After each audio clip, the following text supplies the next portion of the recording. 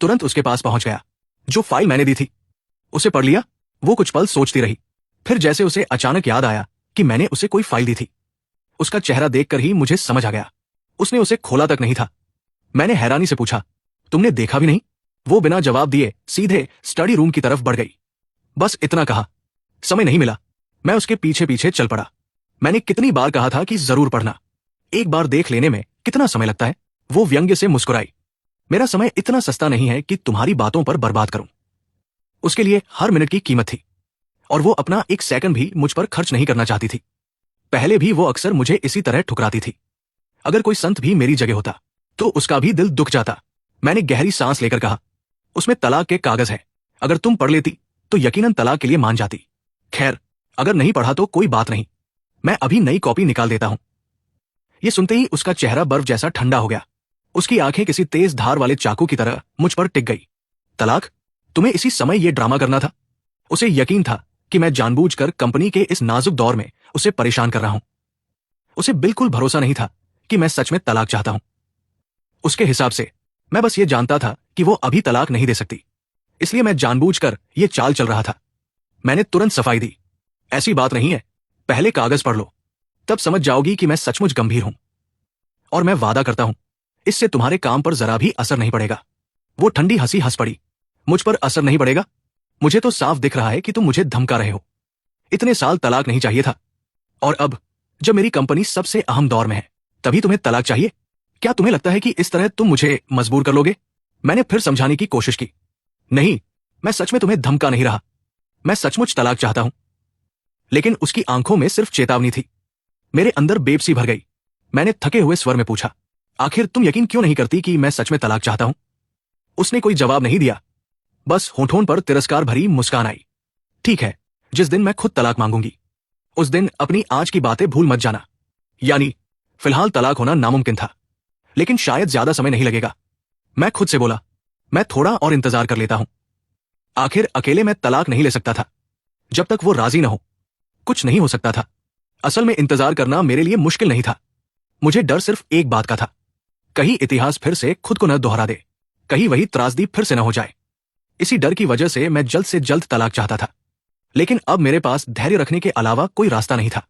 वैसे भी वो खुद कह चुकी थी कि आखिरकार तलाक देगी, बस सही समय का इंतजार करना था।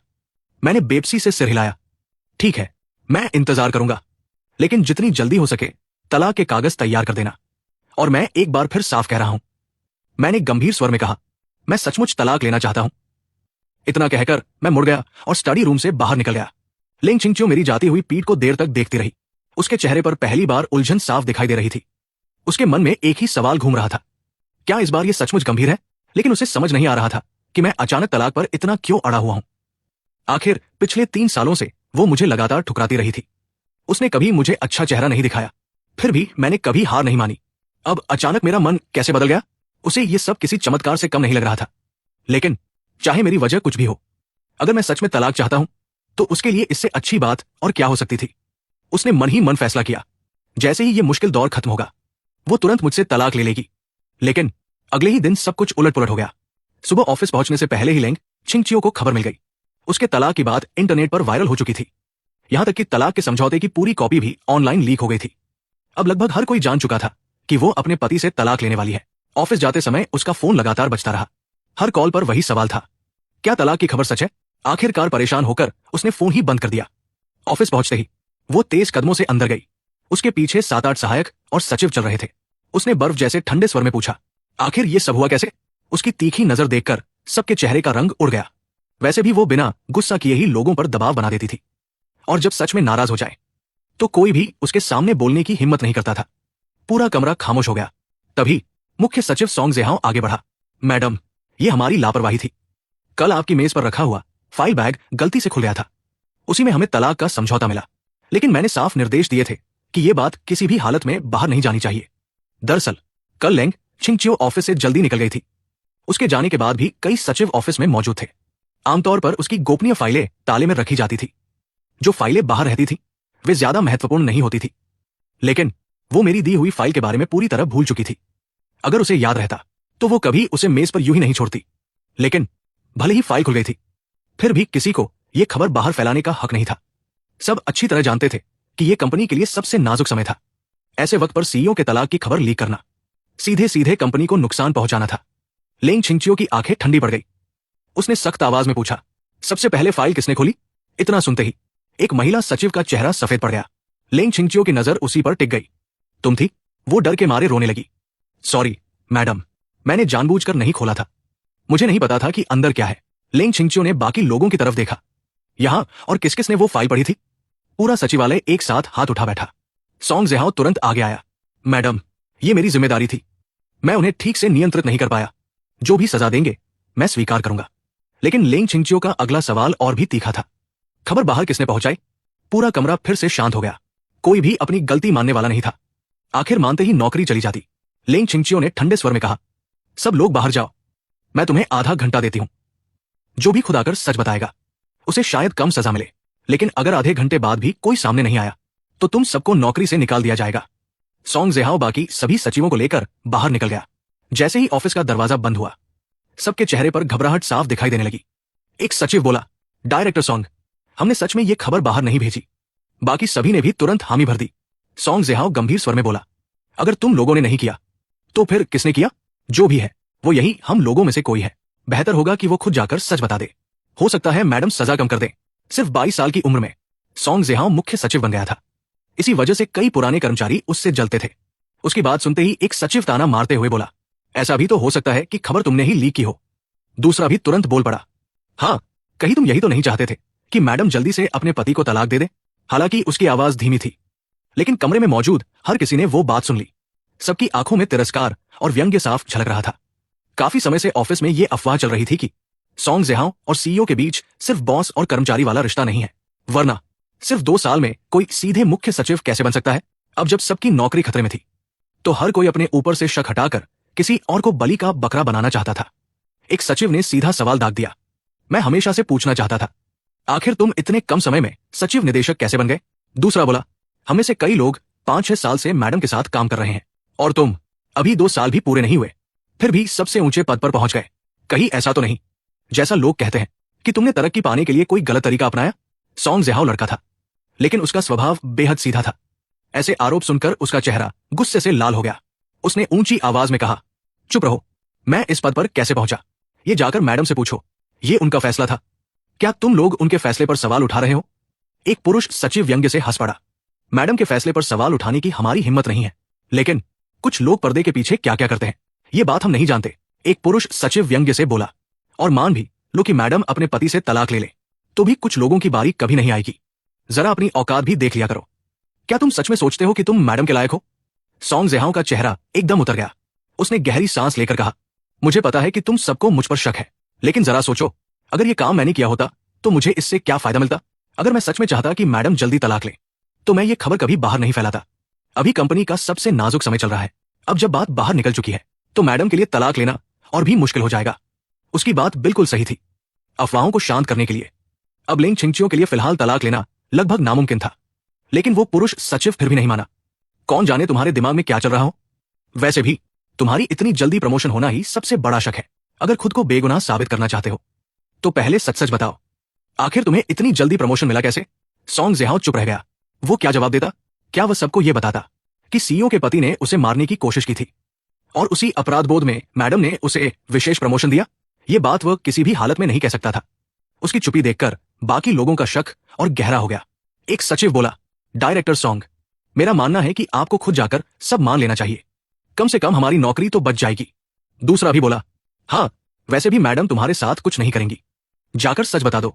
अगर नहीं भी बताओगे तो भी हमें पूरा यकीन है कि यही सब तुमने किया है। सॉन्ग ज़ेहाओ ने कभी नहीं सोचा था कि एक दिन उसके अपने ही साथी उस पर टूट पड़ेंगे। वे लगभग उसे जबरदस्ती जुर्म कबूल करवाना चाहते थे, लेकिन अकेला वह सबके सामने कुछ साबित भी नहीं कर पा रहा था। उसी समय यह पूरा दृश्य अभी अभी ऑफिस पहुंची लिन नुआनुआन ने देख लिया। वो लेंग छिंगचियो की सबसे करीबी दोस्त थी। आज वो खास तौर पर तलाक वाली खबर पूछने आई थी। उसने देखा सॉन्ग ज़ेहाओ अकेला सबके निशाने पर खड़ा था। उसकी हालत देखकर उसे थोड़ी सहानुभूति हुई। वो उसे पहले से जानती थी। पिछले साल कंपनी की आर्किटेक्चरल डिजाइन प्रतियोगिता में सॉन्ग ज़ेहाओ ने पहला पुरस्कार जीता था। उसकी प्रतिभा पर किसी को शक नहीं था, लेकिन वो अभी बहुत युवा था, बहुत सीधा साधा भी। शायद इसी वजह से लोग उसे आसानी से निशाना बना रहे थे। आखिरकार लिन नुआन से रहा नहीं गया। वो आगे बढ़ी और सख्त आवाज में बोली, यहां क्या हो रहा है? सब लोग एक साथ उसकी तरफ मुड़े। मिस लिन। एक पल में पूरे ऑफिस में सन्नाटा छा गया। किसी की हिम्मत नहीं हुई एक शब्द बोलने की। सब यही सोच रहे थे कि उसने अभी कितना सुन लिया होगा। लिन नुआन बिना कुछ कहे सीधे सीईओ के ऑफिस में चली गई। अंदर लेंग छिंगचियो पब्लिक रिलेशन विभाग से फोन पर बात कर रही थी। वो इंटरनेट पर फैली खबर को संभालने के निर्देश दे रही थी। लिन नुआन को देखकर उसने फोन रख दिया। तुम यहां कैसे? लिन नुआन ने सीधे पूछा। क्या तुम सच में तलाक लेने वाली हो? लेंग छिंगचियो ने इस सवाल का सीधा जवाब नहीं दिया। बस बोली, फिलहाल मैं सिर्फ ये जानना चाहती हूं कि खबर बाहर किसने पहुंचाई। तब लिन नुआन ने बाहर हुई पूरी घटना उसे विस्तार से बता दी। फिर पूछा, अब तुम क्या करने वाली हो? लेंग छिंगचियो के चेहरे पर कोई खास बदलाव नहीं आया। उसने शांत स्वर में कहा, अगर उसने नहीं किया तो उसे मानने की क्या जरूरत है? इतने में दरवाजे पर दस्तक हुई। अंदर आओ। सॉन्ग जेहाओ अकेला अंदर आया। लेंग छिंगचियो ने सीधे पूछा, जांच का क्या नतीजा निकला? खबर किसने लीक की? सॉन्ग जेहाओ ने सिर झुकाकर कहा, मैडम, ये मेरी लापरवाही थी। मैं इस्तीफा देने को तैयार हूं। लेंग छिंगचियो की आवाज और ठंडी हो गई।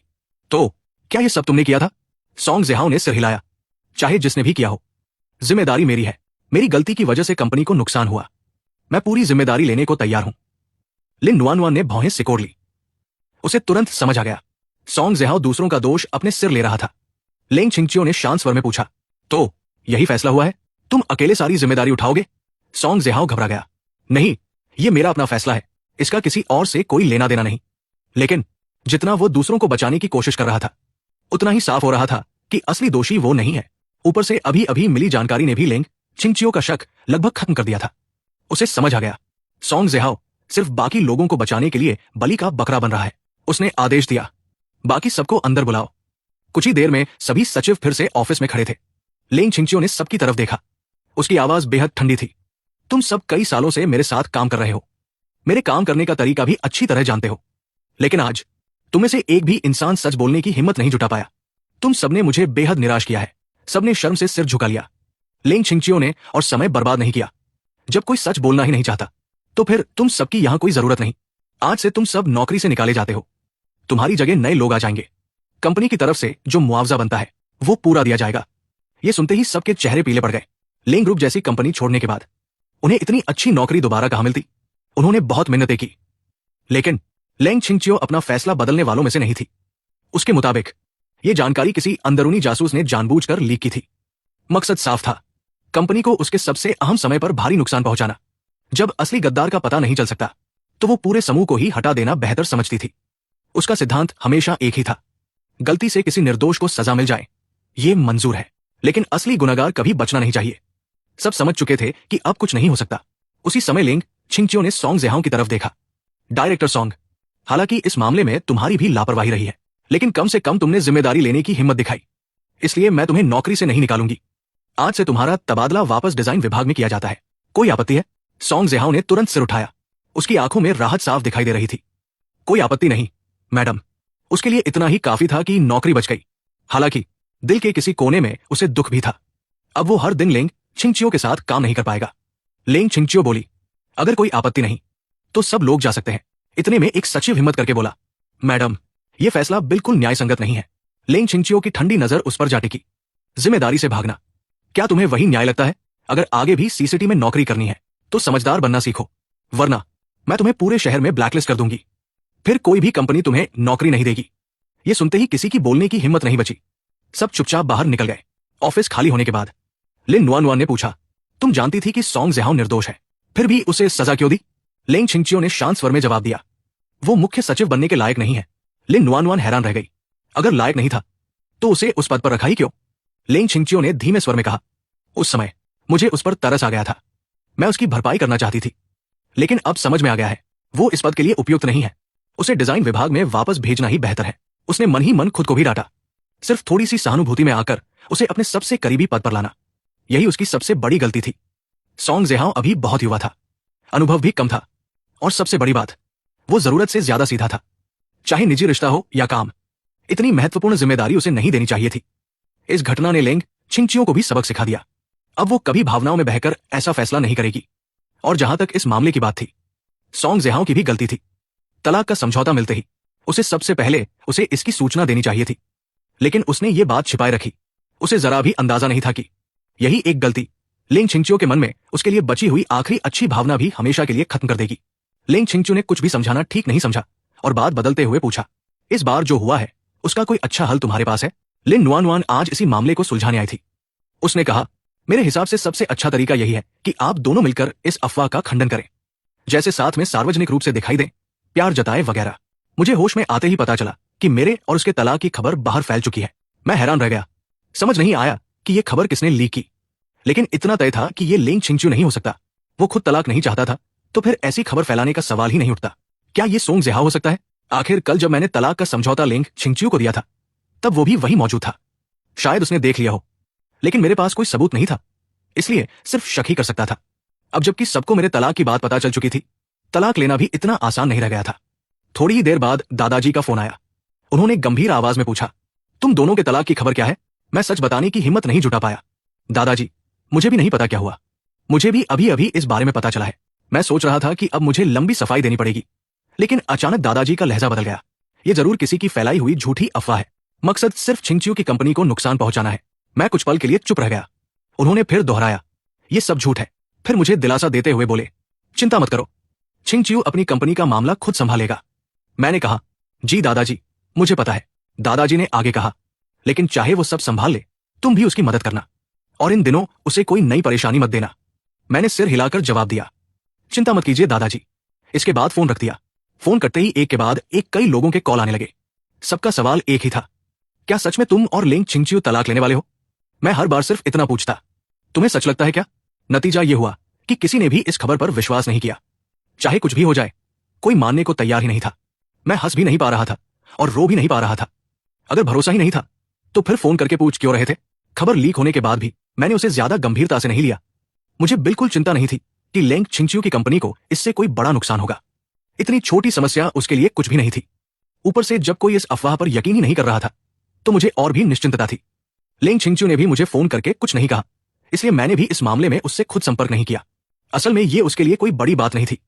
जब तक हम दोनों तलाक की खबर से इनकार करते रहेंगे, कोई भी सच झूठ का फैसला नहीं कर पाएगा।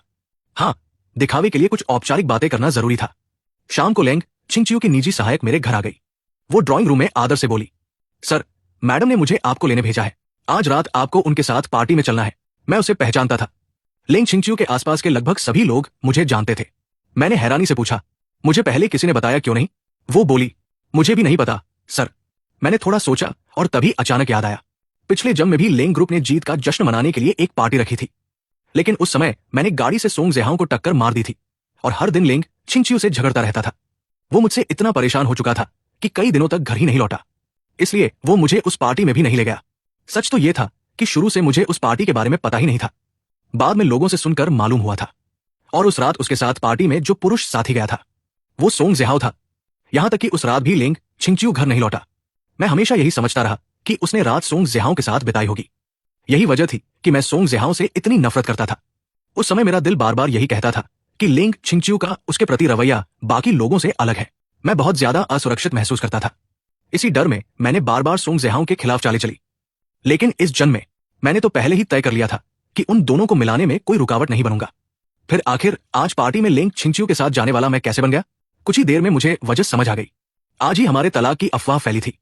वो मुझे अपने साथ इसलिए ले जाना चाहता था ताकि सबके सामने इस अफवाह को झूठ साबित कर सके। सचमुच किस्मत भी अजीब खेल खेलती है। पिछले जन्म में जिस पार्टी में जाने की मैंने बहुत इच्छा की थी, वहां जाने का मौका नहीं मिला, और इस जन्म में जब मेरा बिल्कुल मन नहीं था तब वही मौका खुद चलकर मेरे पास आ गया। लेकिन अफसोस, अब उस पार्टी में जाने की मेरी कोई इच्छा ही नहीं बची थी। मैंने सहायक से कहा, मैंने सुना है कि आज की पार्टी की व्यवस्था डायरेक्टर सोंग देख रहे हैं। आज मेरी तबीयत ठीक नहीं है, उनकी जगह वही मैडम के साथ चले जाए। सच तो यह था कि मेरा बिल्कुल मन नहीं था कि मैं लिंग छिंगचियो के साथ ये दिखावा करूं, और मैं चाहता था कि यह मौका सोंग ज़िहाओ को मिले। आखिर उन्हीं दोनों का रिश्ता आगे बढ़ाना था। लेकिन सहायक की अगली बात सुनकर मैं हैरान रह गया। सर, आप सोंग डायरेक्टर यानी सोंग ज़िहाओ की बात कर रहे हैं? उनका तबादला हो चुका है। अब वे सेक्रेटरी विभाग के निदेशक नहीं रहे। गलती की वजह से उन्हें वापस डिजाइन विभाग भेज दिया गया है। मेरा मन उलझ गया। ऐसा लग रहा था कि मेरे दोबारा जन्म लेने से सचमुच बटरफ्लाई इफेक्ट शुरू हो गया है। पिछले जन्म में इसी समय लिंग छिंगचियो और सोंग ज़िहाओ का रिश्ता तेजी से गहरा होने लगा था, लेकिन अब सोंग ज़िहाओ का तबादला हो चुका था। वो अब लिंग छिंगचियो के साथ रोज नजदीक रहने का मौका भी नहीं पा सकता था। क्या ऐसा हो सकता है कि मेरे हट जाने के बाद भी उन दोनों के बीच नजदीकियां बढ़ाने वाला सबसे बड़ा कारण ही गायब हो गया हो? सहायक की आवाज ने मेरे विचारों को तोड़ दिया। सर, समय बहुत कम है। मैडम आपका इंतजार कर रही है। हमें चलना चाहिए। असल में मेरा जाने का बिल्कुल मन नहीं था, लेकिन साफ था कि लेंग छिंगच्यू सोंगजेहाओं को अपने साथ नहीं ले जाएगा और तलाक की अफवाह भी साफ करनी थी। इसलिए आखिरकार मुझे ही उसके साथ जाना पड़ा। वैसे भी अगर मुझे आसानी से तलाक चाहिए था तो इस मामले में उसका साथ देना ही पड़ता। उधर दूसरी तरफ लेंग छिंगच्यू भी आज रात की पार्टी की आखिरी तैयारियों में जुटी हुई थी। होटल के मेकअप रूम में मेकअप आर्टिस्ट खुशी से बोला, मैडम मेकअप पूरा हो गया, जरा देखिए कैसा लग रहा है। लेंग छिंगच्यू ने धीरे धीरे आंखें खोली। जैसे ही उसकी नजर आईने पर पड़ी, वो खुद को देखकर कुछ पल के लिए ठिठक गई। आईने में उसका सलीके से बंधा हुआ ऊंचा जुड़ा था, जिससे उसका चिकना माथा और खूबसूरत गर्दन साफ दिखाई दे रही थी। उसके चेहरे की हमेशा रहने वाली ठंडी और गंभीर छवि मेकअप आर्टिस्ट की कला से आज कुछ नरम और चंचल लग रही थी। उसे देखकर किसी का भी मन उसे एकटक देखते रहने का हो जाए। खुद लेंग छिंगच्यू भी अपनी इस नई छवि से प्रभावित हुए बिना नहीं रह सकी। उसे उम्मीद नहीं थी कि ये मेकअप आर्टिस्ट इतना हुनरमंद निकलेगा। मेकअप आर्टिस्ट ने उन्हें इतना खूबसूरत बना दिया था कि वो खुद भी अपनी नजरें नहीं हटा पा रही थी। पहले भी लेंग छिंगच्यू शाही और गरिमा में लगती थी, लेकिन आज उस शालीनता में एक मोहक आकर्षण भी जुड़ गया था। मेकअप आर्टिस्ट ने मुस्कुराते हुए तारीफ की, मैडम आप बेहद खूबसूरत लग रही हैं। मैंने आज तक आपसे ज्यादा सुंदर किसी को नहीं देखा। लेंग छिंगच्यू के होठों पर अनजाने में हल्की मुस्कान आ गई। तभी उनकी नजर आईने में पीछे खड़े एक लंबे आकर्षक आदमी पर पड़ी। जैसे ही उनकी नजर मेरी गहरी आंखों से मिली, उनके चेहरे की मुस्कान वहीं ठहर गई। मेरी काली गहरी आंखें भी एक पल के लिए ठिठक गई। बस एक क्षण की उस नजर ने मेरे दिल में हलचल मचा दी। उसकी खूबसूरती और वह मुस्कान जैसे सीधे मेरे दिल में उतर गई। मेकअप आर्टिस्ट तुरंत मेरी तरफ मुड़ी। सर, इतना कहकर वो समझदारी से कमरे से बाहर निकल गई। अब कमरे में सिर्फ हम दोनों ही बचे थे। मुझे देखकर लेंग छिंगच्यू भी कुछ पल के लिए चुप रह गई। मैं सलीके से पहना हुआ काला सूट पहने खड़ा था। झूमर की चमकती रोशनी में मेरे नैनंश पहले से भी ज्यादा निखर रहे थे। मेरी ये गंभीर और शालीन छवि मेरी रोज की लापरवाह हरकतों से बिल्कुल अलग थी। कुछ ही पल बाद हम दोनों ने एक दूसरे से नजरें हटा ली। चाहे वो कितनी भी खूबसूरत क्यों न हो, इस जन्म में अब मुझे उसकी कोई परवाह नहीं थी। लेंग छिंगच्यू उठ खड़ी हुई। अगर तैयार हो गए हो तो चले। आज रात क्या करना है ये मुझे अलग से समझाने की जरूरत नहीं होगी, है ना? मैंने जानबूझकर पलटकर पूछा। अगर मैं पूरी तरह तुम्हारा साथ दूं तो क्या उसके बाद तुम मुझसे तलाक ले लोगी? लेंग छिंगच्यू का चेहरा तुरंत ठंडा पड़ गया। अगर तुम्हारी वजह से ये सब नहीं होता तो आज हमें इतनी परेशानी भी नहीं उठानी पड़ती। मैं मुस्कुराकर बोला, ये परेशानी नहीं है, बस लोगों को पहले से तैयार कर रहे हैं। वैसे भी हम देरसबेर तलाक लेने वाले हैं। मेरी बेपरवाह शक्ल देखकर उसकी भौहें हल्की सी सिकुड़ गई। उसे समझ ही नहीं आ रहा था कि आखिर मैं करना क्या चाहता हूं। क्या मैं सचमुच तलाक चाहता हूं? उसे समझ नहीं आ रहा था कि मेरा रवैया अचानक इतना क्यों बदल गया। शायद मैं उसे अपने पीछे भागने पर मजबूर करने का खेल खेल रहा था, या फिर मेरी एक्टिंग इतनी अच्छी थी। लेकिन वजह चाहे जो भी हो, एक दिन वो सच्चाई जरूर जान जाएगी। फिलहाल उसे मेरा ये बदला हुआ व्यवहार काफी पसंद आ रहा था। चाहे मैं अभिनय ही क्यों न कर रहा हूं, जब तक मैं उसकी जिंदगी से चिपका नहीं रहूंगा वही उसके लिए काफी था। लेकिन उसे ये एहसास नहीं था कि वो धीरे धीरे मेरी परवाह करने लगी थी। लेंग छिंगच्यू ने अपना बायां हाथ मेरी तरफ बढ़ाया। चलो। मैंने ऐसे दिखाया जैसे उसका इशारा समझा ही नहीं। मैं सीधा आगे चल पड़ा। मुझे उसका हाथ पकड़ने का बिल्कुल मन नहीं था, लेकिन तभी उसकी ऊंची हील के कारण उसका पैर मुड़ गया। 2 कदम चलते ही वो लड़खड़ा गई। पीछे से उसकी हल्की सी चीख सुनाई दी। उसे लगा कि अब वो जरूर जमीन पर गिर जाएगी, लेकिन गिरने से ठीक पहले एक मजबूत बाह ने उसकी कमर थाम ली। उसका पूरा शरीर मेरे चौड़े सीने से आ लगा। ये एहसास उसके लिए अनजाना नहीं था। वो मेरी खुशबू को अच्छी तरह पहचानती थी। पहले जब भी उसे मेरी मौजूदगी महसूस होती, उसके मन में सिर्फ नफरत पैदा होती थी। लेकिन इस बार जैसे ही उसे होश आया, वो घबराकर ऐसे पीछे हटी मानो किसी ने उसे सुई चुभो दी हो। मैं भी एक कदम पीछे लड़खड़ा गया। मेरी उंगलियों में अभी भी उसकी मुलायम कमर का एहसास बाकी था। लेंग छिंगच्यू के चेहरे पर घबराहट थी, लेकिन उसके भीतर कहीं एक अजीब सी खालीपन की भावना भी उठी। हालांकि उसने उस पर ध्यान नहीं दिया। चलो, मैं ठीक हूं। उसने तुरंत खुद को संभाल लिया, जैसे कुछ हुआ ही ना हो। फिर वो मेरे पास आई और दोबारा अपना हाथ मेरी बाह में डाल दिया। जब अभिनय करना ही है तो कम से कम असली जैसा तो लगे। इस बार मैंने मना नहीं किया। मैंने भी उसकी बाह थाम ली और हम दोनों साथ साथ बैंक्वेट हॉल में दाखिल हुए। मंच पर खड़ा एंकर जोश से बोला, अब जोरदार तालियों के साथ स्वागत कीजिए लेंग ग्रुप की सीईओ मिस लेंग और उनके पति मिस्टर लू। पूरा हॉल तालियों की गड़गड़ाहट से गूंज उठा। हम दोनों धीरे धीरे मंच के पीछे से बाहर आए। स्पॉटलाइट सीधे हम पर आकर रुकी। हम दोनों की शानदार मौजूदगी ने वहां मौजूद हर व्यक्ति का ध्यान अपनी ओर खींच लिया। लोग आपस में बातें करने लगे। मिस लेंग तो आज कमाल की खूबसूरत लग रही है। उनके हर कदम में रॉयल अंदाज झलक रहा है। लेकिन उनके पति भी किसी फिल्म स्टार से कम नहीं है। दोनों साथ में सचमुच मेड फॉर ईच अदर लगते हैं। यही तो असली जिंदगी के विजेता है। रुतबा, परिवार, दौलत, खूबसूरती, इनके पास किसी चीज की कमी नहीं है। यहां तक कि जीवन साथी भी इतना परफेक्ट है। हॉल में मौजूद लगभग हर व्यक्ति हमारी जोड़ी से प्रभावित था। सिर्फ एक इंसान, कोने में खड़ा सोंग जिहाओ, हमें जलती हुई नजरों से देख रहा था। उसने अनजाने में हाथ में पकड़ा हुआ गिलास कसकर पकड़ लिया। दिल की कसक चाहे जितनी दबाने की कोशिश करता, दब नहीं रही थी। आज रात सीईओ के साथ इस पार्टी में उसके होने की उम्मीद थी। उसे लगता था कि आज वो उनके साथ सबके सामने खड़ा होगा। लेकिन किस्मत ने उसके साथ बहुत बड़ा मजाक कर दिया। उसे लगा था कि आज उसकी किस्मत चमक जाएगी, लेकिन आखिर में उसके हाथ कुछ भी नहीं आया। वो जानता था कि अपनी पत्नी के साथ पार्टी में आना सीईओ के लिए बिल्कुल स्वाभाविक बात थी। फिर भी उसके दिल की उदासी किसी भी तरह कम नहीं हो रही थी। उसने चुपचाप शराब का एक घूंट पिया, फिर मन ही मन खुद को समझाने लगा, सीईओ शादीशुदा है, उनका अपना पति है, मुझे उनसे प्यार नहीं करना चाहिए, मैं ऐसा नहीं कर सकता। भाषण खत्म करने के बाद लिंग छिंगच्यू मेरे साथ मंच से नीचे उतरी। मैंने हमेशा की तरह उसका हाथ थामकर सीढ़ियां उतरने में उसकी मदद की। वो हल्का सा चौंकी। उसने सिर उठाकर मेरी तरफ देखा। मैंने उसे एक गर्मजोशी भरी मुस्कान दी। मेरी वो उजली मुस्कान देखकर वो फिर कुछ पल के लिए खो गई। हालांकि उसने अगले ही पल खुद को संभाल लिया। इतनी हल्की सी प्रतिक्रिया किसी और की नजर में नहीं आई, लेकिन मैंने सब देख लिया। मैं उसकी इस प्रतिक्रिया से काफी संतुष्ट था। अगर वो मेरे सामने अभिनय कर सकती है तो मैं भी कर सकता हूं।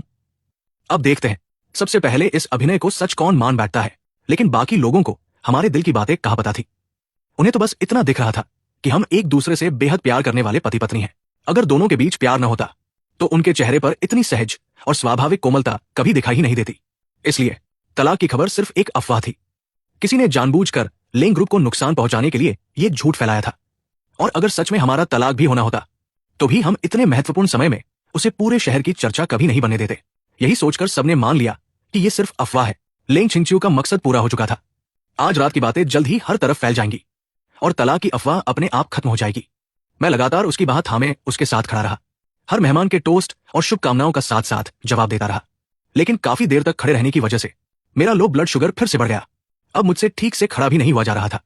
मुझे चक्कर आने लगे। ऐसा लग रहा था जैसे दिमाग तक ऑक्सीजन ठीक से नहीं पहुंच रही हो। मेरी प्रतिक्रिया भी धीमी पड़ने लगी। लेंग छिंगच्यू ने तुरंत मेरी हालत भांप ली। वो मेरी तरफ झुककर धीरे से बोली, क्या हुआ? मैंने ऊपर झूलते हुए झूमर की तरफ देखा। उसे देखते ही सिर और ज्यादा घूमने लगा। मैंने धीमी आवाज में कहा, मेरा सिर बहुत चकरा रहा है। इतने में ऊपर लगा विशाल क्रिस्टल का झूमर अचानक टूटकर नीचे गिरने लगा। किसी ने जोर से चीख कर कहा, सावधान। अगले ही पल एक जबरदस्त धक्का लगा। असल में किसी ने लेंग छिंगच्यू को पूरी ताकत से धक्का देकर हटाया और उसके साथ मैं भी एक तरफ जा गिरा। धड़ाम। विशाल झूमर सीधे नीचे आ गिरा, लेकिन वो सोंग जिहाओ के ऊपर गिरा। कांच के टुकड़े चारों तरफ बिखर गए। पूरा हॉल चीखों से गूंज उठा। मैं और लेंग छिंगच्यू दोनों स्तब्ध रह गए। हमारी आंखों के सामने अभी अभी मौत जैसा भयानक हादसा हुआ था। सोंग जिहाओ जमीन पर गिरा पड़ा था। उसकी बांह बुरी तरह कुचल गई थी। खून लगातार बह रहा था। दर्द से उसका चेहरा सफेद पड़ चुका था। हादसा इतना अचानक हुआ कि कुछ पल तक कोई भी उसके पास जाने की हिम्मत नहीं कर पाया। सबसे पहले लेंग छिंगच्यू को होश आया। वो दौड़कर उसके पास पहुंची, घुटनों के बल बैठ गई और उसे सहारा देते हुए घबराकर बोली, जिहाओ, तुम ठीक तो हो? सोंग जिहाओ की पूरी बांह खून से लथपथ थी। उसने बेहद कमजोर नजरों से लेंग छिंगच्यू की तरफ देखा, लेकिन अपनी चोट की परवाह करने के बजाय सोंग जिहाओ ने उल्टा पूछा, मैडम, आप ठीक तो है? लेंग छिंगच्यू एक पल के लिए स्तब्ध रह गई। वो खुद इतनी बुरी तरह घायल था, फिर भी सबसे पहले उसकी चिंता उसी की थी। लेंग छिंगच्यू ने तुरंत सिर उठाकर पूछा, एम्बुलेंस बुलाई गई? सहायक ने तुरंत जवाब दिया, जी मैडम, रास्ते में है। सोंग जिहाओ ने कमजोर आवाज में कहा, मैडम, मैं ठीक हूं। लेकिन वो कुछ ही शब्द बोल पाया था कि अचानक उसकी आंखें बंद हो गई और वो बेहोश होकर लेंग छिंगच्यू की बाहों में गिर पड़ा। लेंग छिंगच्यू ने भौहें सिकोड़ते हुए आदेश दिया, इसे तुरंत अस्पताल ले जाओ। सोंग जिहाओ उसका कर्मचारी था और उसने उसकी जान बचाने के लिए खुद को खतरे में डाल दिया था। एक मालिक होने के नाते वो उसे ऐसे छोड़ नहीं सकती थी। वहां मौजूद हर व्यक्ति यही सोच रहा था। सबको लगा कि लेंग छिंगच्यू सिर्फ अपने कर्मचारी की जिम्मेदारी निभा रही है, लेकिन मैं ऐसा नहीं सोच पा रहा था। मैं पिछले जंग की सारी घटनाएं जी चुका था, इसलिए लेंग छिंगच्यू और सोंग जिहाओ के बीच चाहे कुछ भी होता, मैं अपने मन में तरह तरह के शक करने से खुद को रोक नहीं पाता था। बिल्कुल पिछले जन्म की तरह जरा सी बात होते ही मैं उनके रिश्ते पर शक करने लगता था। हालांकि इस जन्म में मैं खुद से कहता रहता था कि मुझे अब कोई फर्क नहीं पड़ता, फिर भी मेरे मन का शक खत्म नहीं हो रहा था।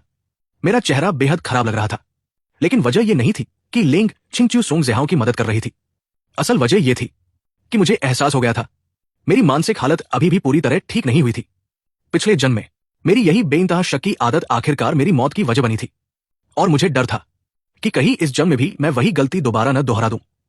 मैं ये भी अच्छी तरह जानता था, जब तक मेरा तलाक नहीं होगा मेरा दिल देरसबेर फिर उसी की वजह से उलझ जाएगा। वो जैसे जन्म से ही मेरी सबसे बड़ी कमजोरी थी। उसके सामने मेरी सारी मानसिक मजबूती ढह जाती थी। अगर मैं फिर से उससे प्यार करने लगा तो क्या इसका मतलब यह होगा कि मेरा अंत भी पिछले जन्म जैसा ही होगा? अगर ऐसा ही होना था तो फिर मेरे दोबारा जन्म लेने का मतलब ही क्या था?